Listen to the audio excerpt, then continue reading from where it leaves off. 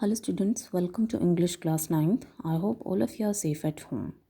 So today we will study poem 1 and the name of the poem is The Road Not Taken, written by Robert Frost. Robert Frost was very famous American poet. So let's read first stanza. Two roads diverged in a yellow wood, and sorry I could not travel both. And be one traveller long I stood and looked down one as far as I could to where it bent in the undergrowth. So word note में diverged का meaning separated है. Yellow wood means forest in autumn season. Undergrowth means wild bushes. So poet इस stanza में हमें बताते हैं कि एक बारी वो अपने किसी काम से जा रहे थे और जिस रास्ते से होकर जा रहे थे वो रास्ता फॉरेस्ट के थ्रू होकर जाता था. एंड पोइट ने उस फॉरेस्ट को येलो वुड बोला है. येलो वुड बोलने का मीन्स कि ऑटम का सीज़न था और वहाँ ट्री पे जितने भी लीव्स थे वो सब येलो पड़े हुए थे.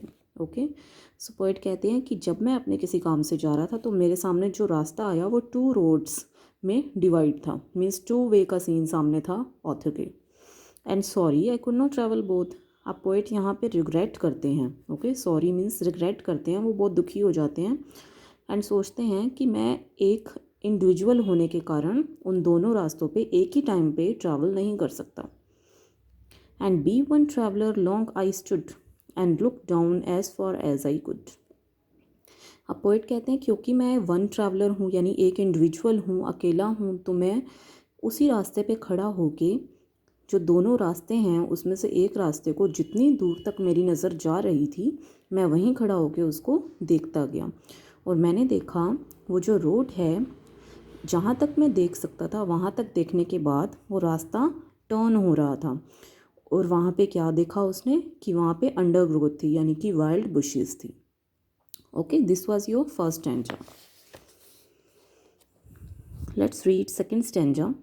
Then took the other as just as fair, and having perhaps the better claim, because it was grassy and wanted wear, though as for that the passing there had warned them really about the same.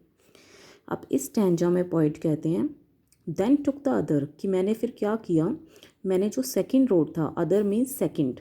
Okay, two roads थे ना, first and second, तो poet ने second road को choose किया. Then took the other as just as fair, और जो मैंने second road को चूज़ किया वो उतना ही फेयर, उतना ही अच्छा लग रहा था जितना कि first road. And having perhaps the better claim, बल्कि वो जो सेकंड रोड था, अदर रोड था, वो बेटर क्लेम कर रहा था, ज़्यादा अच्छा होने का.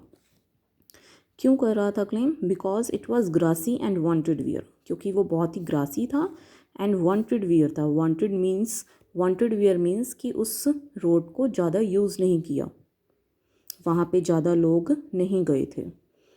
दो as for that the passing there had worn them really about the same. इस लाइन में पोइट कहते हैं कि जहाँ तक वहाँ से जाने की बात आती है तो वहाँ पे बिल्कुल वैसे ही लीव्स पड़े हुए थे जैसे कि फर्स्ट रोड पे. Okay, so this was second stanza. Now let's look at third stanza. And both that morning equally ले in leaves, no step had trodden black. Oh, I kept the first for another day, yet knowing how way leads on to way, I doubted if I should ever come back. So trodden का means होता है walked over, यानी कि ऊपर से चलकर जाना.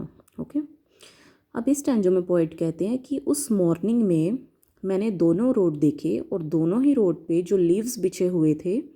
अब लीव्स बिछे होने का मतलब क्या है कि फॉरेस्ट है और आसपास ट्रीज़ हैं, तो ट्रीज़ पे जो लीव्स लगे हुए थे जब वो सूख गए वो नीचे गिर गए.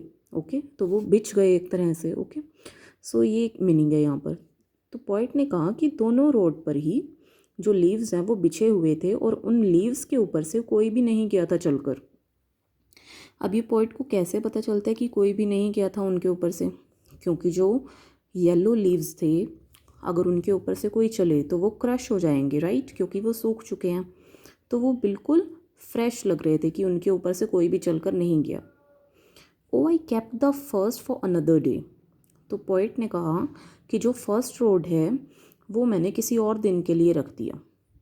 उसने कहा ना स्टार्टिंग में पोइट ने कि जब मैंने उस मॉर्निंग में दोनों रोड्स को देखा तो दोनों ही रोड्स पे इक्वली लीव्स पड़े हुए थे और ऐसा लग रहा था उन दोनों रोड पे से ही कोई चलकर नहीं गया। तो मैंने अदर रोड को यानी सेकंड रोड को चूज़ किया और जो फर्स्ट था वो किसी और दिन के लिए रख दिया।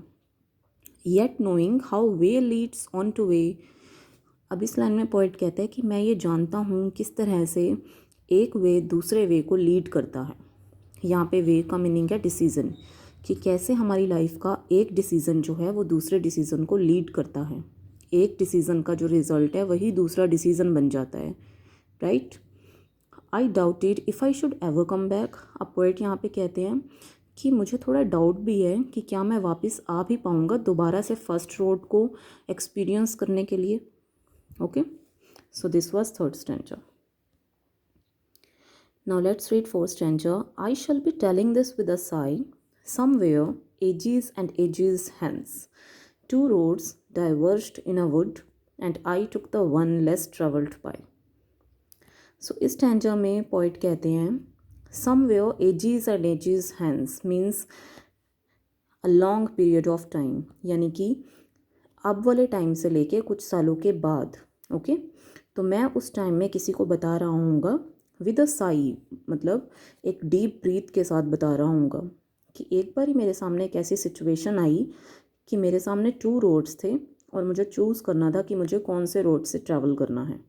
तो मैंने उस रोड को चूज़ किया जो वन लेस ट्रैवल्ड बाय था, यानी जहाँ से बहुत कम लोग गए थे या कोई नहीं गया था। और उसी डिसीज़न के कारण पोएट की लाइफ में डिफरेंसेस आए हैं। Okay, so this was your poem The Road Not Taken. Now let's look at the moral of this poem, what the poet is trying to say. The Road Not Taken tells us that the life is a continuous journey full of dilemma every now and then. तो poet कहते हैं कि जो life होती है वो एक continuous journey है जिसमें डिलेमा तो होते ही हैं, कभी अब कभी थोड़ी देर बाद। तो हमें लाइफ की जो चॉइस मेकिंग वाली एक डिफ़िकल्टी होती है उसको फेस करना ही चाहिए। And one should move on without looking back or thinking whether it was right choice or road. तो पोइट कहते हैं कि हमें ये नहीं सोचना चाहिए कि अगर हमने कोई डिसीज़न ले लिया है कि वो हमारा डिसीज़न राइट है या रॉन्ग है। Okay, and having made the choice, और जब हम चॉइस कर ही लेते हैं we can not go back and live the same moments again. हम दोबारा से वापस नहीं जा सकते अपनी लाइफ में और दोबारा से वही मोमेंट्स जो हैं इन्जॉय नहीं कर सकते। तो हमें सही डिसीज़न लेने चाहिए, सही चॉइस करनी चाहिए अपनी लाइफ में, क्योंकि उसी के अकॉर्डिंग ही हमारे फ्यूचर जो हैं उसके डिसीज़न डिपेंड होते हैं। Okay, so this was your poem. I hope you understood. Thank you.